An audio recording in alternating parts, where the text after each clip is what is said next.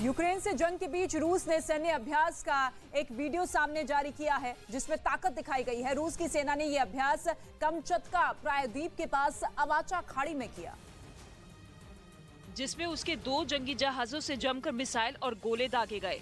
रूसी सेना ने सैन्य अभ्यास के दौरान एक जंगी जहाज पर तैनात किए गए एक तोप से एक के बाद एक कई गोले दागे।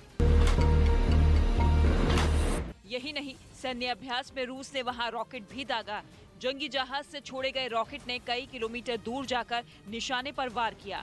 इसके बाद रूस अपने सबसे घातक हथियार का भी इस्तेमाल करता नजर आया। रूसी सेना ने वहां फास्फोरस बम भी छोड़ा, वही फास्फोरस बम जिसके जंग में इस्तेमाल का आरोप यूक्रेन ने कई बार लगाया। 4 दिन पहले ही मारिउपोल से आई तस्वीरों में आसमान में चमकते ऐसे ही शोले दिखाई दिए थे जो जमीन पर गिरते ही सफेद गाढ़ा धुआं छोड़ रहे थे। तब यूक्रेन ने आरोप लगाया था कि रूस ने वहां फास्फोरस बम से हमला किया था। रूस ने दावा किया कि मारिउपोल के अज़ोवस्ताल स्टील प्लांट में छिपे ज़ेलेंस्की की सेना के करीब 1000 सैनिकों ने उसकी सेना के सामने सरेंडर कर दिया। बाद में यूक्रेन की तरफ से भी इसकी पुष्टि कर दी गई। 24 फरवरी को यूक्रेन पर हमले के बाद रूसी सेना ने इस शहर को अपनी मुट्ठी में करने के लिए पूरी ताकत झोंक दी थी और इसके लिए पुतिन ने अपने सबसे वफादार चेचन कमांडर रमजान कादिरोव को भी जंग के मैदान में उतार दिया था। उस वक्त ये दावा किया गया कि मारिउपोल पर कब्जे के लिए पुतिन ने चेचन लड़ाकों को शहर में तबाही मचाने की खुली छूट दे दी थी। पुतिन का आदेश मिलते ही चेचन लड़ाकों ने रूसी फौज के साथ मिलकर शहर पर जमकर कहर बरपाया। कई दिनों तक चली जंग की वजह से पूरा शहर खंडहर में तब्दील हो गया। बाद में रूस ने यह दावा किया कि उसकी सेना ने पूरे मारिउपोल पर कब्जा जमा लिया, लेकिन शहर में मौजूद अज़ोवस्ताल स्टील प्लांट रूस की पकड़ से दूर था, क्योंकि यूक्रेन की सेना की स्पेशल यूनिट अज़ोव रेजिमेंट के सैनिकों ने स्टील प्लांट को अपना बेस बना लिया था। दावा किया गया कि स्टील प्लांट में यूक्रेन के करीब 2000 सैनिकों ने रूस के खिलाफ मोर्चा संभाल लिया था, जो न सिर्फ स्टील प्लांट में रूसी फौज को घुसने से रोक रहे थे, बल्कि हर मोर्चे पर उन्हें मुंहतोड़ जवाब भी दे रहे थे। मतलब ये कि पूरे शहर पर कब्जा जमाने के बाद भी अज़ोवस्ताल स्टील प्लांट रूसी सेना के कंट्रोल से बाहर था, जिससे पुतिन की सेना बौखला गई थी। यही नहीं, अज़ोवस्ताल स्टील प्लांट पर कब्जा करना रूस के लिए नाक का सवाल बन गया था। यही वजह रही कि रूसी फौज ने स्टील प्लांट को चारों तरफ से घेर कर हमला बोल दिया। कई दिनों तक प्लांट पर कब्जे की जंग लड़ी गई। यूक्रेन के सैनिकों को वहां से निकालने के लिए रूसी सेना ने आसमान से जमकर बम बरसाए, रॉकेट और मिसाइलों की बरसात की गई। यही नहीं, रूस ने अपने सबसे ताकतवर टैंकों से प्लांट की इमारतों पर ताबड़तोड़ गोले बरसाए।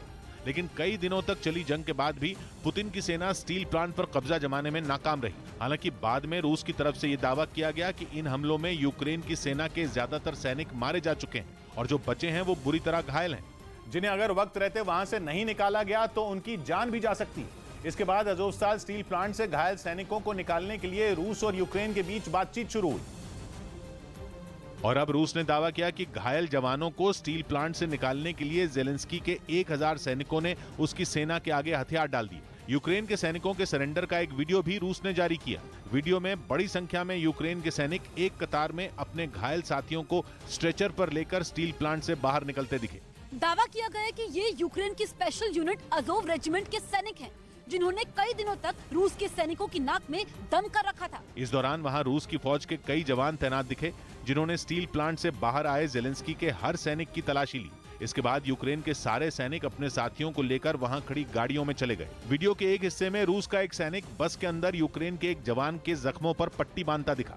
बाद में सभी घायल सैनिकों को अस्पताल भेज दिया गया। मतलब ये कि अज़ोवस्ताल स्टील प्लांट से यूक्रेन के सैनिकों के सरेंडर के बाद पूरा मारिउपोल अब रूस के कंट्रोल में है। यूक्रेन ने भी इस बात की पुष्टि कर दी कि मारिउपोल से उसकी सेना पीछे हट चुकी है, जो रूसी राष्ट्रपति पुतिन के लिए एक बड़ी जीत है और ज़ेलेंस्की के लिए बड़ा झटका, क्योंकि जंग शुरू होने के बाद से ही रूसी सेना मारिउपोल पर कब्जा जमाने में जुट गई थी। ऐसा इसलिए क्योंकि मारिउपोल अज़ोव सागर के किनारे बसा है, जो उस इलाके का सबसे बड़ा बंदरगाह है, जहां से यूक्रेन का स्टील, कोयला और मक्का पश्चिमी एशिया और दूसरे देशों में भेजा जाता है।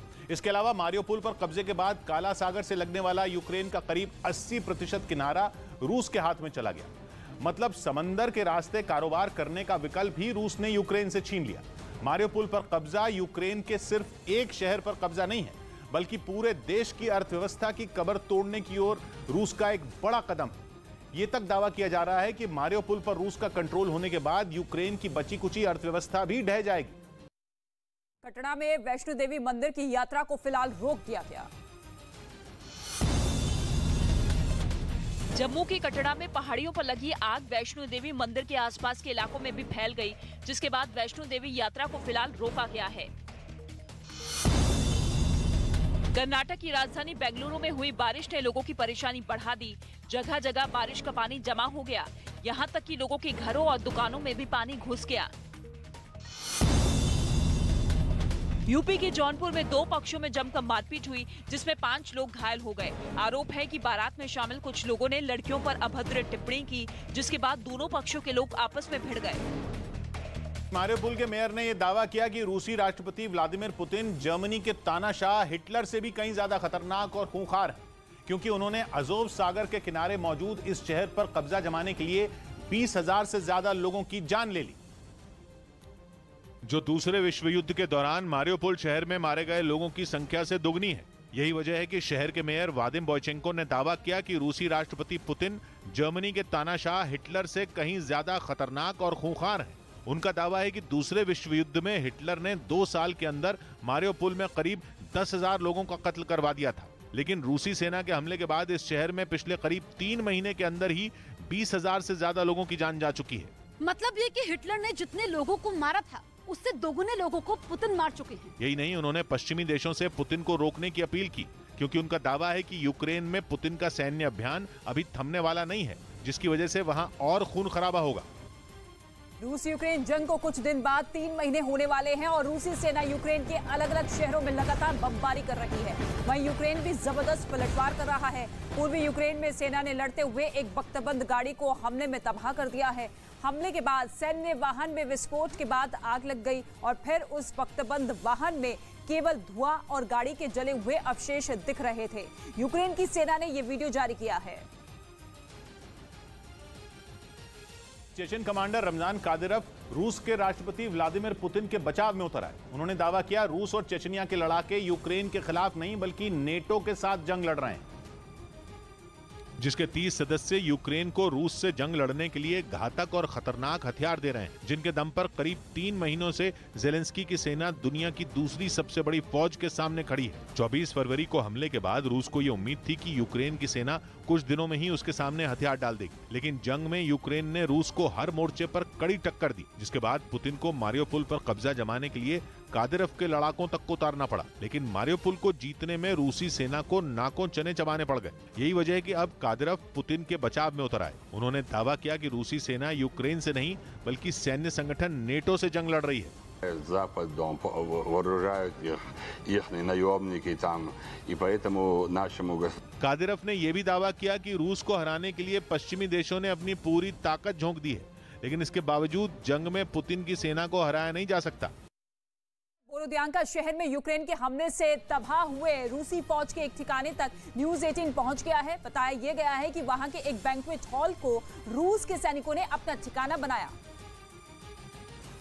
जिसे जेलेंस्की की सेना ने तबाह कर दिया था। न्यूज़ 18 जब वहां पहुंचा तो उस टूटी फूटी इमारत को देखकर यह पता लगाना मुश्किल हो गया कि वहां कभी बैंक्वेट हॉल हुआ करता था, जहां अलग अलग मौकों पर लोग खुशियां मनाते थे।